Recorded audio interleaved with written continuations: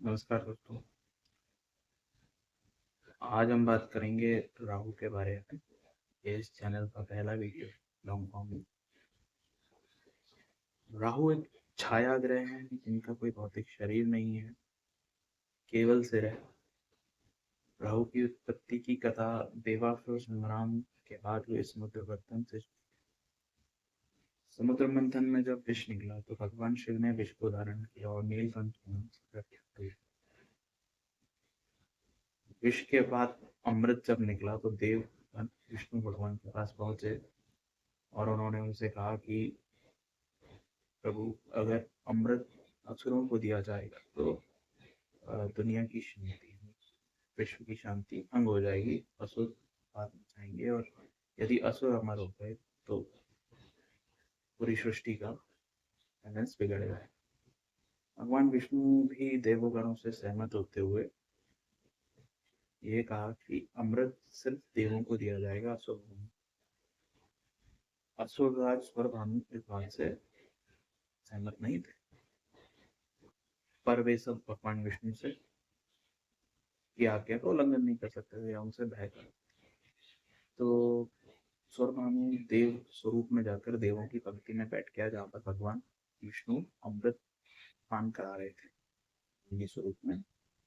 तो स्वरभानु देव स्वरूप बनाकर सूर्य चंद्रमा के बीच जाकर बैठे। ये भगवान विष्णु ने उन्हें अमृत दिया। चंद्रमा और सूर्यदेव बोल उठे कि यह तो असुर है, यह देव नहीं है। तो भगवान विष्णु ने सुदर्शन चक्र से लेकर स्वरभानु के सर को अलग तरह से अलग कर दिया, परंतु वह अमर हो चुके थे क्योंकि अमृतपान कर चुके थे। तो ऐसे में स्वरभानु से बने दो दैत्य, एक राहु और एक केतु। राहु केवल सर हैं और बाकी शरीर सर्प का है। केतु केवल धड़ हैं और सिर मुख यानी सर्प का है। भगवान ब्रह्मा ने बाद में राहु केतु को भी नवग्रह की उपाधि दी। तो वो नवग्रह हो गया। राहु ग्रह जो एक पाप ग्रह की संज्ञा में आते हैं, एक्सट्रीम रिजल्ट्स देने के लिए जाने जाते हैं, मायावी हैं, इल्यूजन गम कारक होते हैं, अनएंडिंग डिजायर्स देते हैं। आज के युग में technology, mass media, social media, unconventional careers, इन सबसे राहु का संबंध होता है। राहु के लिए एक श्लोक कहा गया है, अर्धकायम महावीर्यम चंद्रादित्य विमर्दन सिंह का गर्भ संभूतम तम राहुम प्रणमाम्यहम्। यानी कि आधे शरीर वाले, महान शक्तिशाली और पराक्रम, चंद्र और सूर्य को अपनी छाया से पीड़ित करने वाले, उन्हें ग्रहण लगाकर देवी सिंहिका के गर्भ से उत्पन्न हुए ऐसे शक्तिशाली राहु देव को मैं प्रणाम करता हूँ। तो राहु एक बहुत इम्पोर्टेंट ग्रह है और ज्योतिष में राहु का प्रभाव काफी ज्यादा है।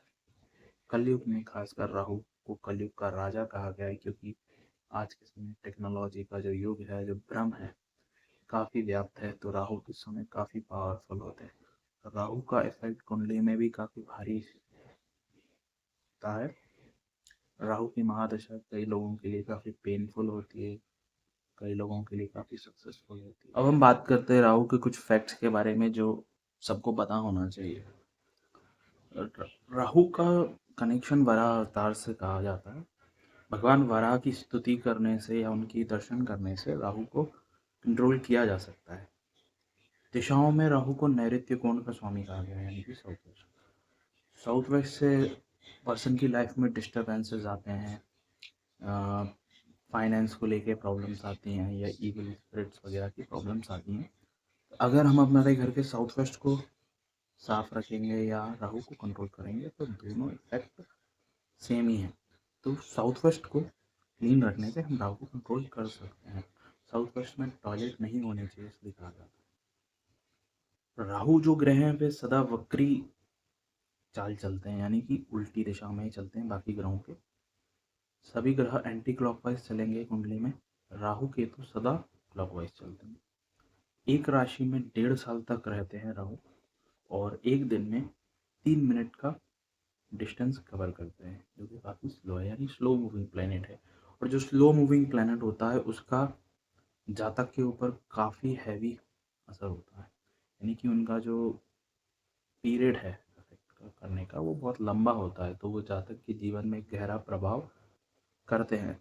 जो भी स्लो मूविंग प्लैनेट्स हैं जैसे राहु हैं, केतु भी सेम ही हो गए, शनि हैं, बृहस्पति हैं, ये तीनों प्लैनेट काफ़ी भारी इफेक्ट डालते हैं पर्सन की कुंडली पे, इसलिए इन्हें ज़्यादा इंपॉर्टेंस भी दिया जाता है।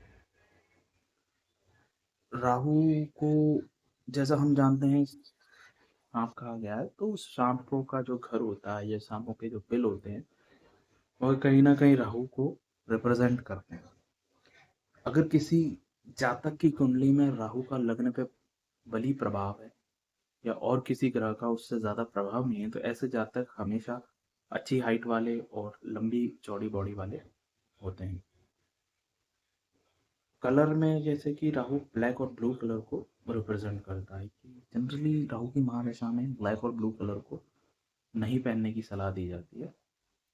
वो ब्लैक और ब्लू कलर भी स्मोकिश टेक्सचर, यानी क्योंकि जो राहु है वो धूम्र वर्ण यानी कि धूम्र के समान, यानी कि धुएं के समान वर्ण वाले, यानी धुएं के समान कलर वाले हैं, तो इसलिए धुएं के वर्ण को मना किया जाता है। धुएं से दूर रहने को भी कहा जाता है राहु की महादशा में। ये भी एक छोटे मोटे उपाय हैं जो कि काफ़ी कारगर होते हैं। और राहु अक्सर राहु से प्रभावित व्यक्ति झूठ बोलता है, दूसरों को डीमीन करता है, डिग्रेड करता है, उनको उनके कॉन्फिडेंस को गिराता है या उनके बारे में अपशब्द कहता है, जो भी आप कह सकते हैं। और उड़द का राहु से गहरा संबंध कहा गया है।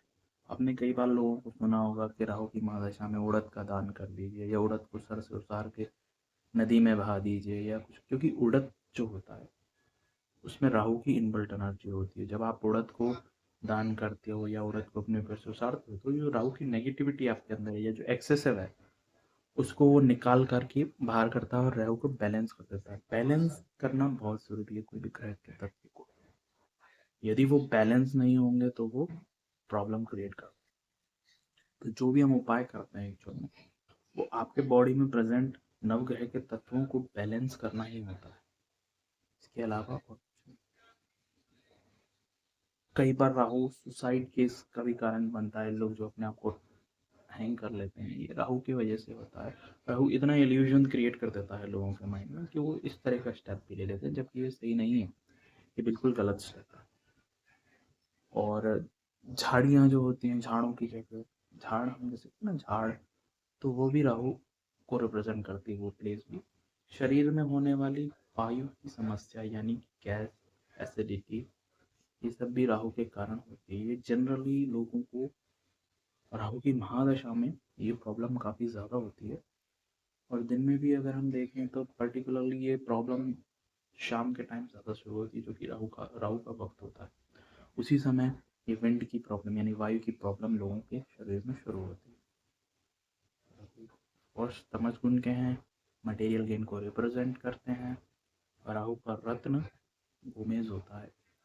वैसे तो देखिए मेरी पर्सनल सजेशन यही है कि राहु केतु के रत्न नहीं पहनना चाहिए, क्योंकि राहु केतु काफ़ी अनप्रडिक्टेबल प्लेनेट है, उन्हें प्रिडिक्ट करना आसान नहीं है। गोमेज पहन के आप राहु को बल दे रहे हैं, अगर वो आपके लिए पॉजिटिव नहीं है तो वो आपका बहुत बड़ा करेगा। और इवन एक पॉजिटिव भी है तो आपको ये नहीं पता कि वो कब नेगेटिव हो जाएगा। तो राहु का रत्न पहनना बहुत ही केयरफुली पहनना चाहिए। और कई लोगों को जो इविल स्पिरिट्स की प्रॉब्लम आती है, भूत वगैरह की, ये भी राहु के महादशा में होता है। जब राहु चंद्रमा के साथ संबंध बनाता है बेसिकली, तब इस तरह की प्रॉब्लम काफ़ी ज़्यादा देखने को आती है। राहु की राशियों की बात करें तो महर्षि पराशर ने कुंभ को राहु की स्वराशि कही है, जबकि अदर अन्य ज्योतिषाचार्यों ने कन्या को राहु की राशि कहा है। इसी तरीके से पराशर ऋषि ने शुक्र की वृषभ राशि में राहु को उच्च का कहा है, जबकि अन्य ज्योतिषाचार्यों ने मिथुन में उसे उच्च का कहा है। मूल त्रिकोण पराशर ऋषि ने मिथुन कहा है, अन्य ने कुंभ कहा है। नीच का पराशर ऋषि ने वृश्चिक कहा है और अन्य ने धनु कहा है। आप यहाँ एक पैटर्न समझिए कि जहाँ भी उच्च या मूल त्रिकोण या स्वराशि की बात करें, वह सारी राशि शनि, बुध और शुक्र की, और जो नीच राशि हैं वे बृहस्पति और मंगल की हैं। इसी से आप एक निकालिए कि जो राहु के मित्र ग्रह हैं वो हैं शुक्र, बुध, शनि। इनकी राशि में राहु अच्छा फल देते हैं, वो बृहस्पति और मंगल की राशि में राहु अच्छा फल नहीं देते हैं। ये इस चीज़ से आप समराइज कर सकते हैं। और राहु के 3 नक्षत्र हैं, आर्द्रा जो कि मिथुन राशि में पड़ता है, स्वाति जो कि तुला राशि में पड़ता है, शतभिषा जो कि कुंभ राशि में पड़ता है। अगेन एक नक्षत्र बुध की राशि में, एक नक्षत्र शुक्र की राशि में, एक नक्षत्र शनि की राशि। एस्पेक्ट की बात करें तो राहु के जनरली 3 एस्पेक्ट करेंगे। 7th एस्पेक्ट को कैंसिल आउट कहते हैं कई लोग, 5th aspect, 7th aspect, 9th aspect, कुछ लोग 12th भी मानते हैं। जनरली 5, 7, 9 3 एस्पेक्ट कहे गए हैं। 7 को भी कई लोग नहीं मानते क्योंकि केतु राहु आपस में देखते वो कैंसिल आउट हो जाता है और इनकी दृष्टि इफेक्टिव होती है, ऑफकोर्स होती है। राहु की शांति के लिए कुछ उपाय हैं कि जैसे राहु के लिए माँ दुर्गा, भैरव जी और शिव जी की पूजा बताई गई है। और शनिवार को व्रत रखने से भी राहु की शांति करी। वीडियो में हमने आपको बताया राहु के बारे में, राहु देव से संबंधित कुछ फैक्ट्स बताए, कुछ उनकी सिग्निफिकेशन बताई और उनके 2 सिंपल उपाय भी बताए। ऐसे ही और वीडियो देखने के लिए चैनल को सब्सक्राइब करिए।